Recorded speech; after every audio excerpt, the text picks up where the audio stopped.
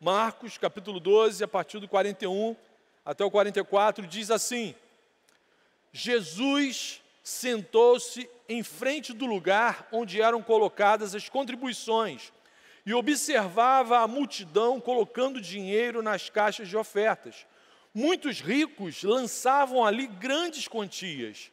Então, uma viúva pobre chegou-se e colocou 2 pequeninas moedas de cobre, de muito pouco valor.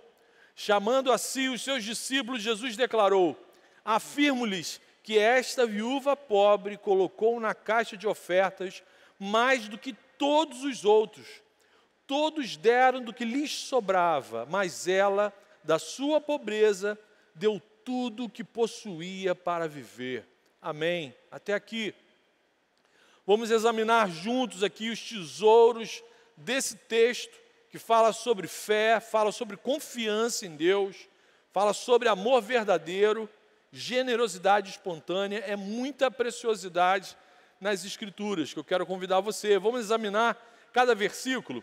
Versículo 41, olha como esse texto começa. Jesus sentou-se em frente do lugar onde eram colocadas as contribuições e observava a multidão colocando dinheiro nas caixas de ofertas. Numa primeira leitura, se você não tem uma ideia de como era o templo de Salomão em Jerusalém, pode passar uma impressão equivocada dessa passagem aqui, desse versículo. Até pode ficar parecendo que a atitude de Jesus foi estranha e até mesmo inconveniente, né? Lendo assim, parece que Jesus sentou na frente do local onde as pessoas colocavam oferta, ficou de braço cruzado olhando as pessoas. Gente, não foi isso que aconteceu. Quando a gente tem uma noção da arquitetura do templo, o versículo fica mais fácil de ser compreendido. Jesus estava com seus discípulos no chamado Átrio das Mulheres, um pátio de acesso público junto do santuário, onde, como o nome próprio diz, Átrio das Mulheres, era o único local público onde as mulheres tinham acesso, poderiam ter acesso próximo do santuário. Então, provavelmente Jesus estava sentado na Porta Formosa, junto com os seus discípulos, numa distância nesse pátio, um pátio grande, onde ele conseguia observar toda a movimentação das pessoas ali nesse pátio. Um local com mais de 10 pontos de depósito de ofertas, se eu não me engano eram 12 gasofiláceos que ficavam ali. A gente chama aqui na igreja de caixinha, esses tamborezinhos que a gente coloca aqui, né? O nome técnico disso é gasofilácio. Então, no pátio, conhecido como Átrios das Mulheres, existiam 12 gasofiláceos, mais de 10 recipientes desses de colocação de ofertas. Então, muito provavelmente Jesus estava sentado na Porta Formosa, um portal de acesso a esse pátio, com os seus discípulos, observando essa movimentação de uma distância absolutamente plausível, sem causar nenhum tipo de constrangimento para ninguém que estava ali participando daquele momento de ofertório. Ou seja, Jesus estava observando numa distância plausível. O que é fato e que Marcos está chamando a atenção da gente é que Jesus estava lançando um olhar atento, observava com atenção essa movimentação no momento da oferta. Por qual motivo Jesus fazia isso? Essa é a pergunta que a gente tem sempre que fazer quando a gente estiver lendo um texto bíblico, um texto sagrado, por que Jesus falou isso? Por que Jesus estava fazendo aquilo? Jesus aguardava, ele preparava uma situação de ensino para os seus discípulos. Ele estava ali com os seus discípulos e queria ensinar algo para aqueles homens, para aqueles irmãos, algo que foi bênção para a vida daqueles discípulos naquele dia e algo que está sendo bênção ao longo de anos para a vida de todos os discípulos do Senhor Jesus. É bênção para a gente hoje também. Só que o versículo continua. Diz assim: muitos ricos lançavam ali, literalmente jogavam ali, grandes quantias. Ok, que bom. Quem recebe muito, o mínimo que se espera é que a pessoa oferte com proporcionalidade. Recebe muito, oferte muito. A regra do reino é a generosidade. Então não há nada de errado em ser rico, não há nada de errado em dar grandes ofertas, desde que essa riqueza tenha sido adquirida com um trabalho honesto, não existe problema nenhum. Não há nada errado no montante ofertado, nem no patrimônio acumulado. No entanto, no entendimento de Jesus, não era o montante das ofertas que estavam sendo depositadas ali que importava. Para Jesus, o que Jesus estava examinando ali era o coração dos doadores, era o coração dos ofertantes. Jesus estava ali como um cardiologista da alma, fazendo um check-up, um exame do coração dos ofertantes. E num certo sentido, irmãos, num certo sentido, Jesus continua fazendo o mesmo que fazia ali naquela época, naquele momento. Jesus continua o mesmo nos dias atuais, examinando o nosso coração, o meu e o seu coração, no momento em que nós oferecemos o culto a Ele, no momento que nós paramos para prestar atenção nele. Jesus continua observando como anda o coração do seu povo. Versículo 42. Então, uma viúva pobre chegou-se e colocou 2 pequeninas moedas de cobre de muito pouco valor. Notem que o evangelista faz questão de informar a gente que a ofertante era uma viúva pobre. Por que ele frisa isso? O que isso significa? Provavelmente essa mulher, essa irmã, não recebia ajuda nem de filhos, nem de nenhum outro tipo de parente. As viúvas no povo de Israel não tinham direito à herança do seu marido. Quando elas se tornavam viúvas, se houvesse alguma herança, eram passadas direto para os filhos, ou na ausência dos filhos, para o irmão do seu marido. A herança era transferida. Mas se o marido daquela moça, daquela mulher, deixasse alguma dívida ao morrer, a dívida era transferida para essa viúva. Como dizia o profeta Isaías, a justiça humana é trapo de imundícia. Se a viúva não tivesse um filho que cumprisse o mandamento do Senhor de honrar pai e mãe, literalmente, em pouco tempo ela entraria num quadro de pobreza severa, de pobreza extrema. Uma viúva naquela cultura se encontrava rapidamente num quadro de dependência financeira, de pobreza muito grande. Elas passavam a sobreviver, talvez, de esmolas, de ajudas, às vezes cedidas pela própria comunidade da fé. A maior parte das vezes eram de esmolas. Por isso, Marcos frisa que era uma viúva pobre, e Marcos vai frisar também a quantidade de moedas e o tipo de moeda depositada por ela no gasofilácio. Ele diz 2 pequeninas moedas de cobre. Trazendo para os dias de hoje, convertendo esse valor para os dias de hoje, é como se fossem 2 moedas, cada uma de 1 centavo de real. A oferta, se fosse para os dias de hoje, seria como se aquela viúva estivesse depositando 2 centavos no gasofilácio, ali naquele local de oferta, no pátio ali do templo. De uma perspectiva humana, o que aquela viúva estava ofertando poderia parecer insignificante. O que 2 centavos acarretariam, contribuiriam para a manutenção do templo, para ajudar, por melhor que fosse o administrador daquele templo, naquela época, o que faria com 2 centavos para agilizar alguma obra de manutenção no templo? Humanamente falando, pode parecer que foi uma oferta irrelevante. No entanto, medido pelos padrões divinos, a contribuição daquela viúva pobre era de um valor imensurável, imensurável. Como esclarece os próximos versículos, 43. Quando aconteceu isso, quando a viúva depositou essas 2 moedas, o que aconteceu? Versículo 43, chamando a si os seus discípulos, Jesus declarou, vem aqui, afirmo-lhes que essa viúva pobre colocou na caixa de ofertas mais do que todos os outros. Todos deram do que lhes sobrava, mas ela, da sua pobreza, deu tudo o que possuía para viver. O dia dela, o que resumia a vida dela naquele momento, eram 2 centavos. 2 moedas de cobre de baixíssimo valor. Provavelmente só daria para comprar um pequeno pedaço de pão para ela passar aquele dia. Irmãos, o que essa viúva fez e a forma como ela fez, foi tão importante para Jesus que imediatamente ele reuniu seus discípulos. Ele chamou a atenção para esse fato. Esse momento para Jesus era o que ele estava aguardando, por isso que ele estava sentado, observando a movimentação no momento da oferta, no momento que as pessoas estavam depositando ali as suas ofertas naquele pátio, porque ele queria esse momento para ensinar várias lições para os seus discípulos. Para Jesus, essas 2 pequenas moedas de cobre, esses 2 centavos de real, eram pedras preciosas gigantescas, gigantescas. Todos os outros ofertantes naquela reunião estavam doando aquilo que lhes sobrava, enquanto ela havia dado da sua pobreza tudo o que ela tinha para viver.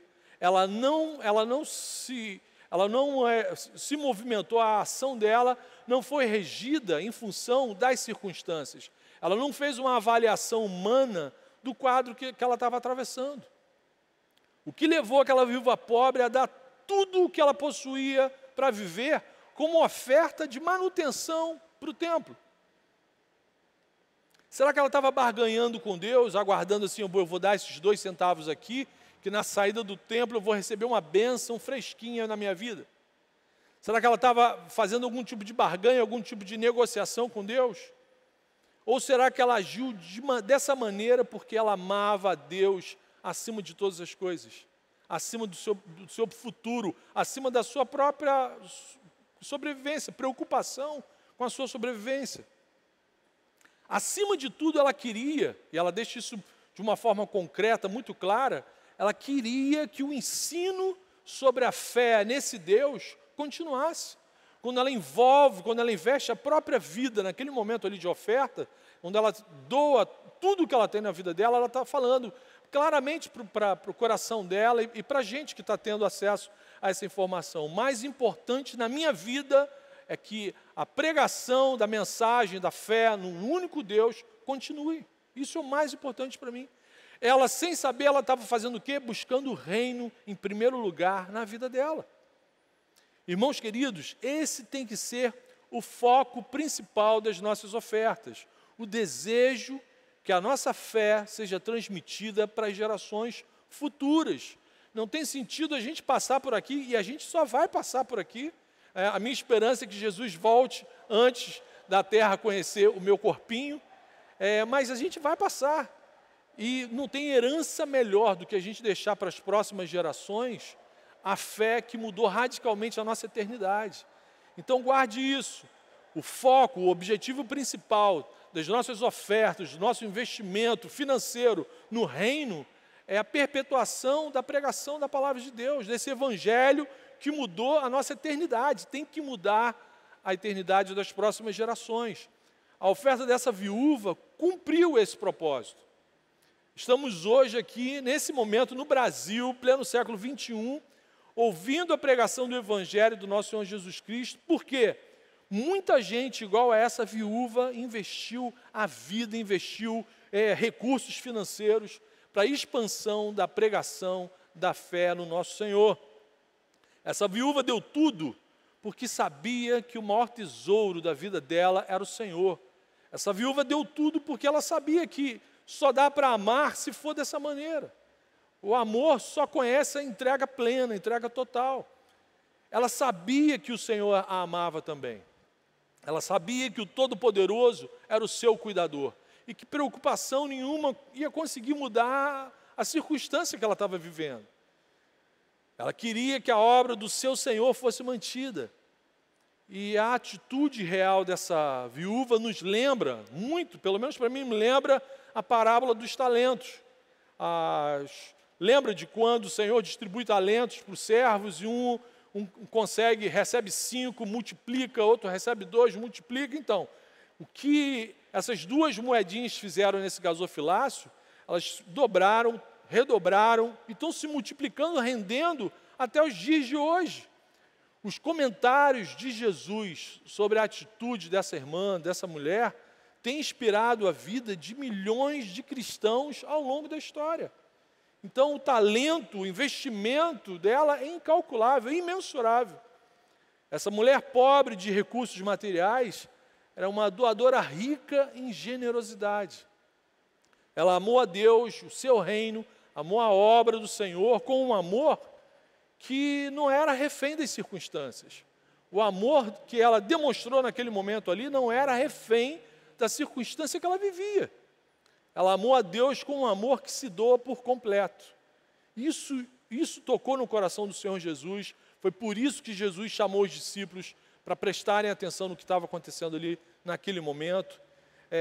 E quais são as lições que, através da atitude dessa humilde serva do Deus vivo, Jesus ensinou para os seus discípulos e a gente precisa aprender agora. Primeira lição: Jesus observa sempre o nosso coração. Guarde isso. Jesus observa sempre o nosso coração. Jesus está sempre presente no meio do seu povo e sempre observando o nosso coração, o coração dos seus adoradores. Ele observa como lhe prestamos culto. Por exemplo, nesse momento ele está sondando os nossos corações e está vendo se você está prestando atenção na pregação ou se está levantando toda hora para ele ir na cozinha, mexer em alguma coisa. Presta atenção na pregação. Jesus está prestando atenção no seu coração. Jesus observa o tempo todo como é o nosso envolvimento com o reino e a forma como a gente se envolve com o reino. É por gratidão ou por obrigação? É com fé e alegria ou é com medo de punição? Jesus está sempre examinando o nosso coração. A gente está buscando o seu reino em primeiro lugar na nossa vida ou só quando sobra algum tempo? Ou só quando sobra algum trocado? Ou só quando sobra alguma sobra? O verdadeiro amor não doa sobras. O verdadeiro amor se entrega por completo. A gente passa a viver em função daquele que é alvo do nosso amor. Não pode ser diferente. Menos do que isso é alguma outra coisa, mas não é amor. Os olhos de Deus ninguém pode tapar. Então o Senhor está sempre vendo a gente o tempo todo, como que está o nosso coração, como que a gente está prestando culto, como que está sendo a nossa adoração, o nosso testemunho. Guarde isso. Jesus deixou isso bem claro para os discípulos naquele dia. Segunda lição: Jesus não se impressiona com os valores das nossas ofertas. Jesus não se impressiona com os valores, com os montantes das nossas ofertas. Jesus também ensinou isso para os discípulos. Não é o montante do valor que importa, é a atitude do coração doador.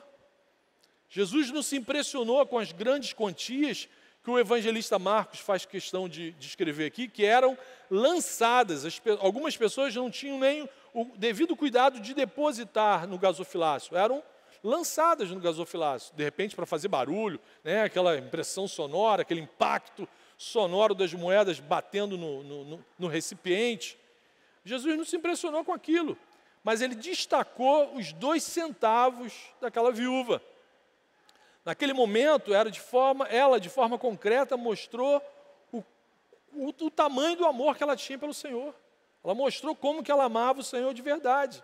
É essa adoração que agrada o Senhor, um coração completamente rendido, um coração, uma vida que de fato vive em função daquele que ela ama.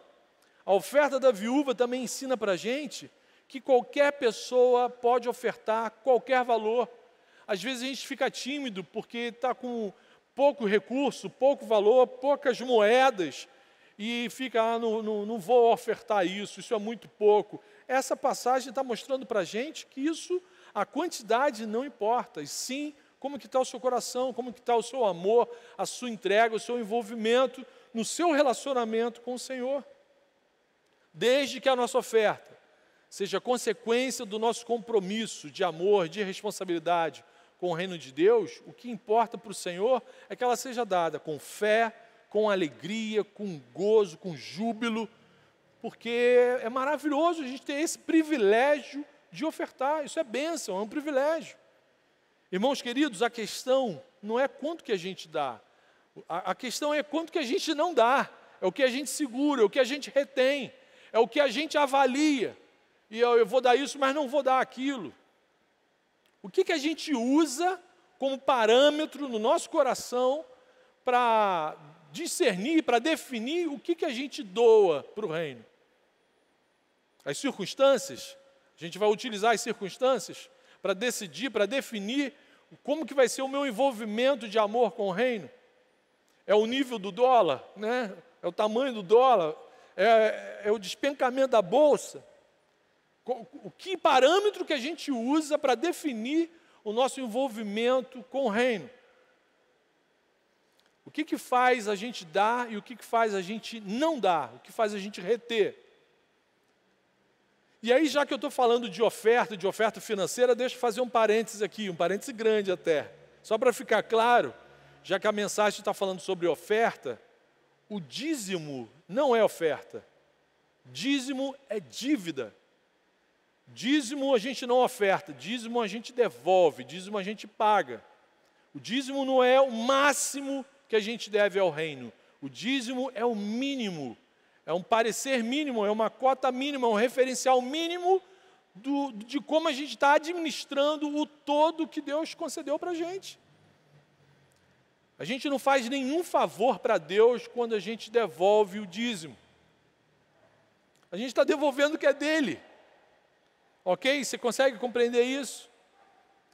Ele nos salvou, Ele nos iluminou, Ele trouxe entendimento para o nosso coração, Ele mostrou para a gente qual é o propósito da nossa existência, o que a gente está fazendo nesse planeta redondo e azul. Nós assumimos um compromisso com Ele no momento do batismo, a gente fala publicamente que quer viver para Ele, para o reino dEle. E aí a gente assumiu um compromisso público e passa a ser um privilégio para a gente reconhecer que tudo que a gente tem, tudo que a gente recebe é do Senhor. É Ele que nos ajuda a administrar os 90% que ficam com a gente. Pelo menos peça a ajuda dele, porque se Ele não te ajudar a administrar, nem ganhando 110% você vai conseguir passar o mês. Ele que tem que ajudar a gente o tempo inteiro. Então a gente não tem direito de reter o dízimo, a gente não tem direito de roubar o dízimo, a gente não tem permissão para administrar o dízimo do nosso jeito. Eu vou pegar meu dízimo e vou dar para aquela obra social ali. Essa igreja já está muito maneira, os banheiros de granito, de mármore, luz de neon, fumaça para tudo quanto é lado, então eu vou dar meu dízimo. Você não tem esse direito de fazer esse tipo de administração. Não é nosso, não te pertence. Jesus conhece a nossa renda, Ele sabe como que a gente está gastando o que Ele nos deu. João Batista afirmou, lá em João, no Evangelho escrito por João, no capítulo 3, versículo 27, um ser humano não pode ter coisa alguma a não ser que lhe tenha sido dada do céu. Entendeu? Um ser humano não pode ter coisa alguma a não ser que tenha sido lhe dada do céu. Você lembra de como que você chegou nesse mundo? Você chegou nesse mundo como? Pelado, nu com a mão no bolso. Então, se você hoje tem alguma coisa, se você hoje tem uma televisão, está me assistindo aí na sua casa, dá glória a Deus, foi o Senhor que te deu isso. Glória a Deus, glória a Deus. Se temos algo é porque Deus nos deu. Mesmo que você seja ateu, você está respirando, você tem comida, você tem alguma coisa, você tem um travesseiro para encostar a sua cabeça à noite. Deus que tem concedido essas bênçãos para você. Na matemática de Deus, o que conta não é a quantidade da nossa oferta, mas o compromisso, a nossa fidelidade, o nosso amor, a nossa entrega. É relacionamento de amor. Na matemática de Deus, o pouco pode ser muito. Essas 2 moedinhas da viúva pobre foi muito para Jesus. E às vezes o muito pode ser nada. Às vezes você dá uma oferta astronômica e aquilo não é nada para Deus. Ou seja, guarde isso, Jesus não se impressiona com os valores das nossas ofertas, Ele se impressiona com o nosso coração. Terceira lição, que Jesus deixou claro ali para os discípulos com o testemunho daquela viúva. O que era desprezível aos olhos humanos foi grandioso aos olhos de Deus. Acabei de falar isso. O que era desprezível aos olhos humanos, aquelas 2 moedas de valor baixíssimo, foi grandioso aos olhos de Deus. Jesus parou tudo, chamou os discípulos, vem aqui ver. Então, assim, o que muitas vezes numa avaliação humana é irrelevante, não tem sentido, não tem valor, não vai causar nenhum tipo de mudança, para Deus é algo grandioso. Jesus afirmou que aquela viúva deu mais do que todas as outras pessoas ali reunidas.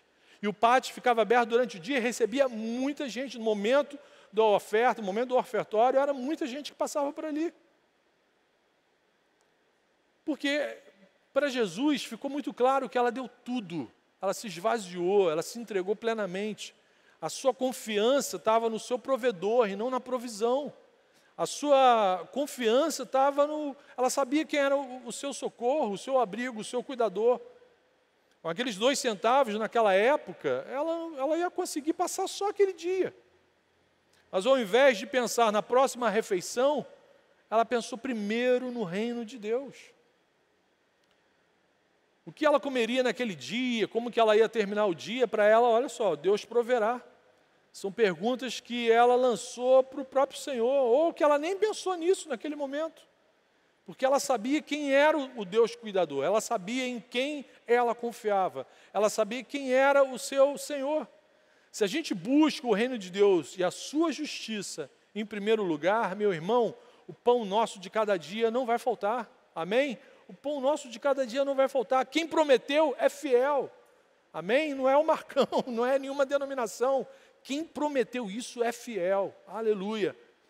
Para aquela viúva pobre, ali, naquele dia, naquele momento, o mais importante era ajudar a manutenção da fé no Deus Todo-Poderoso, no único Deus, Deus vivo, Salvador das nações. Ela deu as 2 moedas pensando no que a sua oferta faria para as próximas gerações. Ela deu porque ela queria agradar o amado da sua alma. Ela sabia que Deus também amava, independente da sua condição social, da sua condição financeira. De repente, aos olhos da sociedade israelita daquela época, ela também não tinha nenhum valor. Mas para o Senhor, todas as viúvas sempre tiveram um valor muito especial. Ela era uma viúva pobre de recurso material, mas ela era rica em recursos espirituais. Tanto que naquele dia, ela se tornou uma professora para os discípulos. Ela se tornou um mestre.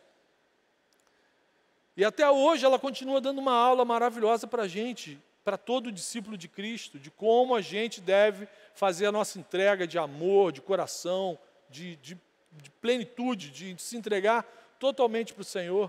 É importante mencionar, senão eu já ia esquecer, que as viúvas sempre foram alvo de um cuidado especial do nosso Senhor. Como vocês perceberam, o Código Civil, a justiça ali dos homens daquela época não prestavam o devido cuidado para as viúvas, mas o Senhor sempre cuidou de uma forma especial das viúvas, tanto na antiga aliança como na nova aliança. Mesmo numa sociedade cheia de falhas, Deus sempre providenciou auxílio para as viúvas. O Salmo 68, versículo 5, afirma que o Senhor é o juiz das causas das viúvas. Amém? Então era o Senhor que estava sempre à frente cuidando dessas amadas. Na igreja primitiva, igreja que se inicia no Novo Testamento, igreja cristã, após a ascensão de Cristo aos céus, os apóstolos instituíram o serviço da diaconia, para cuidar principalmente do cuidado com as viúvas, com os órfãos, mas principalmente não deixar faltar nada para as viúvas. Depois Tiago, irmão de Jesus, no primeiro capítulo da sua epístola, no versículo 27, ele vai afirmar a seguinte coisa: a religião que Deus considera pura e sem mácula é cuidar dos órfãos e das viúvas. Isso demonstra como isso é importante para o Senhor, como Deus as considera e sempre as amou de uma forma muito especial. O que fica claro para a gente aqui é que o que era desprezível aos olhos humanos, para o Senhor era algo grandioso, para o Senhor era algo digno de ser exemplo, de ser aula, de ser seguido. Vamos às aplicações, então. Se tem coisa para a gente seguir, se tem coisa para a gente fazer, é porque tem coisa para a gente aplicar. Então vamos às aplicações. Diante de tudo que a gente viu, irmãos, a primeira aplicação é: ame Jesus de verdade, meu irmão. Ame Jesus de verdade, ame Jesus de todo o seu coração, de toda a sua alma, com todas as suas forças, com todo o seu entendimento. Ame Jesus de verdade, meu irmão. jamais doe sobras para o Senhor, amém? Jamais dê o que sobrou para o Senhor. Entregue toda a sua vida a Ele. Nosso amor a Jesus tem que ser completo, a nossa rendição ao Senhor Jesus tem que ser plena. Nossa rendição ao reino dEle, ao nosso semelhante, porque não tem como amar Jesus de verdade sem amar o nosso próximo. Então, se entregue, ame o Senhor de verdade. O nosso amor por Jesus tem que ultrapassar todos os limites da religiosidade. Anote essa passagem, Mateus 5, versículo 20.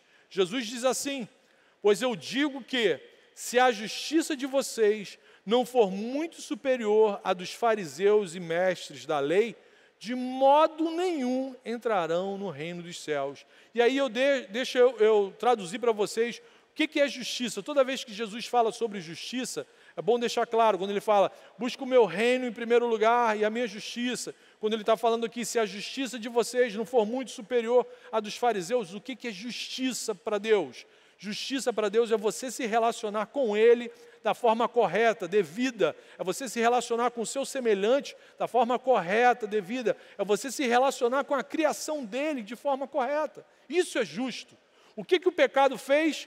Trouxe a injustiça para dentro da vida humana, para o relacionamento da gente com o Senhor. Então, Jesus está falando aqui, se a forma de vocês se relacionarem com Deus não for muito superior que a dos fariseus e mestres da lei, de modo nenhum entrarão no reino dos céus. Então, nosso amor, nosso relacionamento com o Senhor, a nossa entrega, não pode ser religiosa, não pode ser dominical, não pode ser um negócio que a gente faz só num dia da semana. Tem que ser a nossa vida inteira. Não adianta ter simpatia por Cristo, ser simpatizante do reino, achar Jesus legal. Não adianta. Ou você se entrega plenamente, ou você não entregou nada. Isso não é, achar Jesus bonitinho, não é a mesma coisa que amá-lo de todo o seu coração, de todo o seu entendimento, de toda a sua alma, com todas as suas forças. Nos momentos finais com os seus discípulos, Jesus deu o quê? Um novo mandamento. Está lá em João, capítulo 13, versículo 34, guarde essa passagem também. Jesus diz assim para os seus discípulos, nos momentos finais dele, antes da crucificação, um novo mandamento lhes dou. Amem-se uns aos outros como eu os amei. Vocês devem amar-se uns aos outros. Agora, a referência de amor é a semelhança dele, a forma como que Jesus nos amou. Jesus se entregou plenamente. Ele não deu para a gente um quase amor, ele não deu para a gente uma cota do seu amor. Jesus se entregou plenamente. A Bíblia fala que ele se esvaziou totalmente, foi obediente até a morte de cruz, e se entregou plenamente por pessoas que no primeiro momento nem gostavam dele. Então, é esse amor que eu tenho que entregar para o Senhor, é esse amor que eu tenho que entregar para o meu semelhante, é esse amor. Menos do que isso, está equivocado, meu irmão. Menos do que isso, tem alguma coisa errada. Jesus nos amou de verdade. Ame a Jesus de verdade. Ame-o de verdade. Ame o seu semelhante de verdade. Meu irmão, essa pandemia deixou o mundo ainda mais carente de amor verdadeiro. Você já pensou nisso? Imagine os asilos.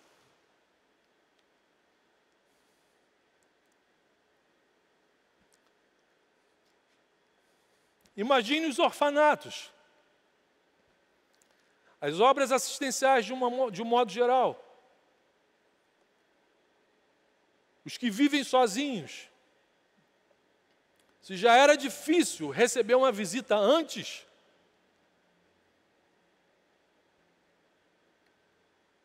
imagine agora.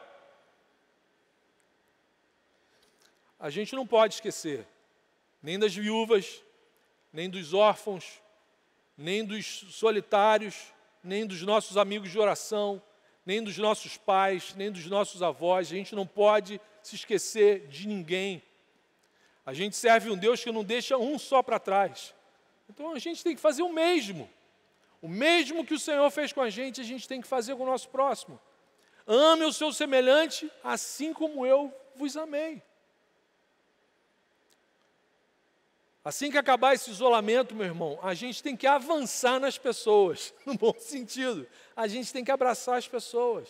A gente tem que demonstrar para as pessoas como que elas nos são caras, como elas nos fizeram faltas, como que elas são importantes. Esse isolamento que alguns cientistas já até questionam se de fato é eficaz. Aí, quando acabar esse negócio, meu irmão, e ore para que Deus abrevie esses dias, a gente tem que amar Jesus de verdade e tem que amar o nosso próximo de verdade também. Isso tem que ficar claro, as pessoas não podem ter dúvida de quem é o Deus que a gente serve. Amém?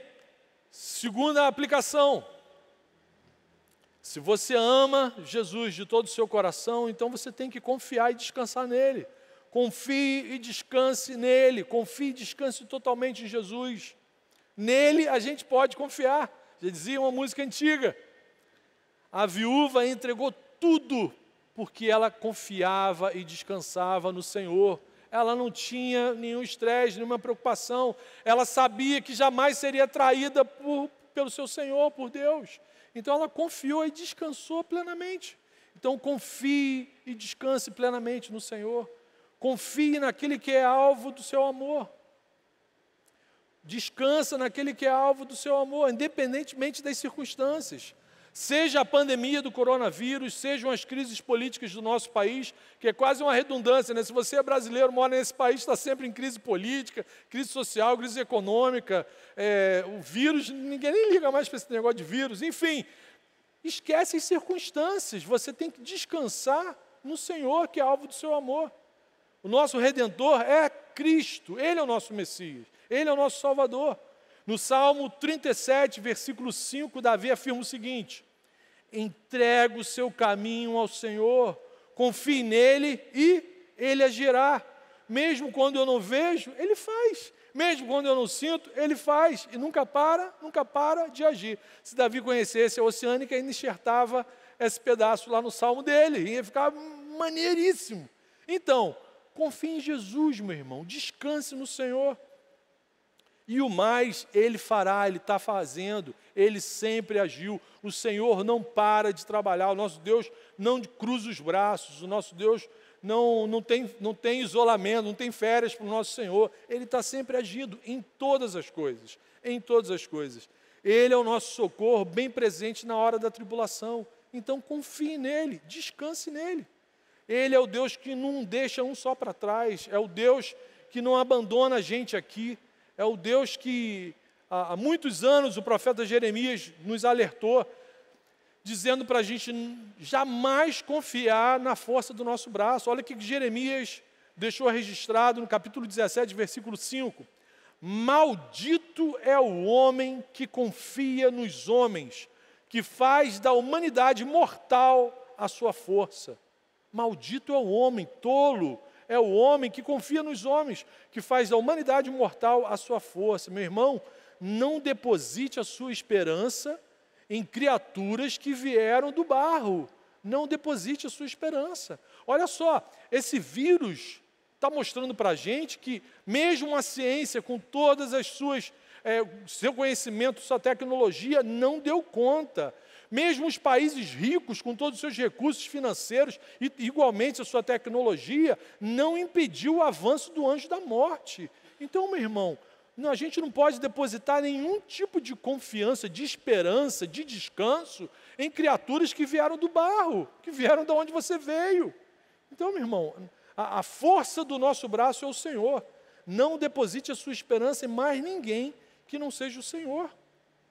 Essa viúva aqui dessa passagem, ela sabia disso. O recurso dela, o tesouro dela era o Senhor. Aquele que não sofre variação, que não sofre queda, que não sofre alteração, é o Senhor. Nossas vidas precisam estar nas mãos do Deus da nossa salvação, amém? Então descansa no Senhor, confie nele, o mais Ele fará. E você, já entregou a sua vida a Jesus? Jesus de fato é o seu Senhor e Salvador? Quando você encosta a sua cabeça no travesseiro à noite, é nele que você descansa? Avalie o seu coração, pense nisso. Quem é a fonte da sua confiança? Quem é a sua base forte? Quem é a razão da sua fé? Quem está em Cristo já é mais que vencedor, meu irmão, aleluia. Quem está em Cristo não é refém de nenhum tipo de circunstância. Mesmo que só tenha 2 moedinhas de cobre para investir no reino, quem está em Cristo é mais que vencedor. Salmo 125, versículo 1 diz assim: os que confiam no Senhor são como o monte Sião, que não se pode abalar, mas permanece para sempre. Aleluia, aleluia, meu irmão. Confie e descanse totalmente em Jesus, amém?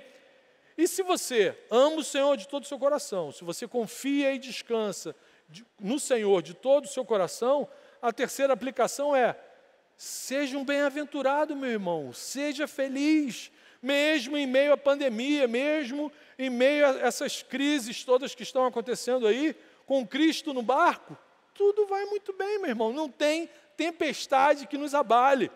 Seja pleno, seja feliz em nome de Jesus.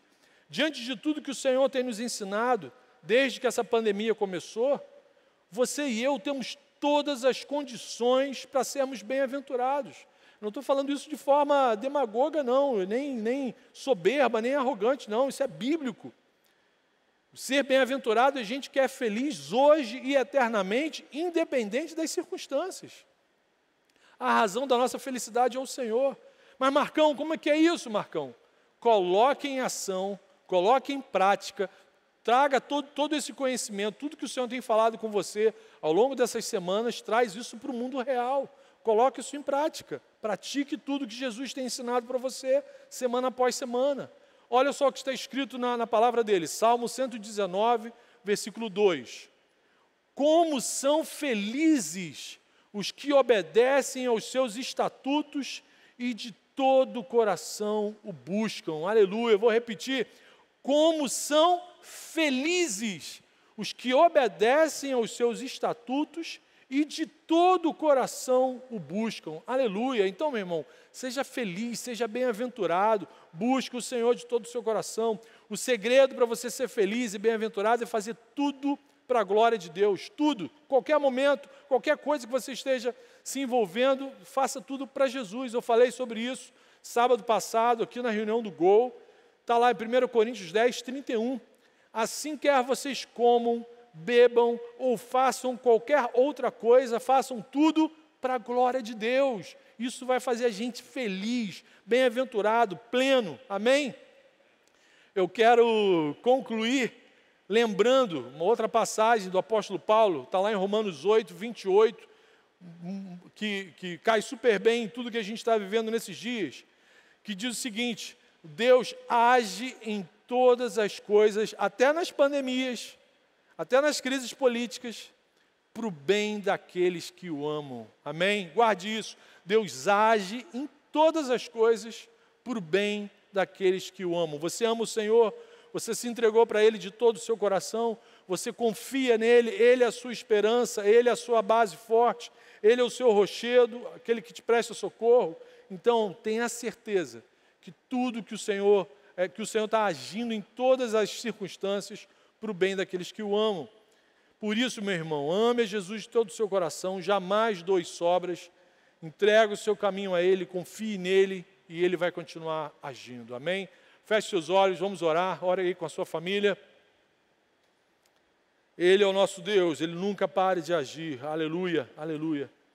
Jesus, muito obrigado, Senhor. Obrigado, em primeiro lugar, pelo seu amor, Senhor. Obrigado pelo seu cuidado, pela salvação, Senhor. Por ter nos tirado de um mundo de escuridão, de trevas, Senhor, de ignorância, Senhor. Muito obrigado, Deus, por sermos alvo do seu amor, Senhor. E obrigado pelo seu cuidado, que o Senhor manifesta através da sua palavra, Senhor. E eu te peço hoje, Senhor, ajuda-nos a te amarmos de verdade, Senhor. A descansarmos no Senhor, a lançarmos toda a nossa esperança, confiança somente em Ti, Senhor. Por favor, ajuda-nos a buscarmos o Teu reino em primeiro lugar na nossa vida e a gente se entregar tudo e de coração para o Senhor, Pai. Por favor, que a nossa forma de Te servir te alegre em todas as situações, Senhor.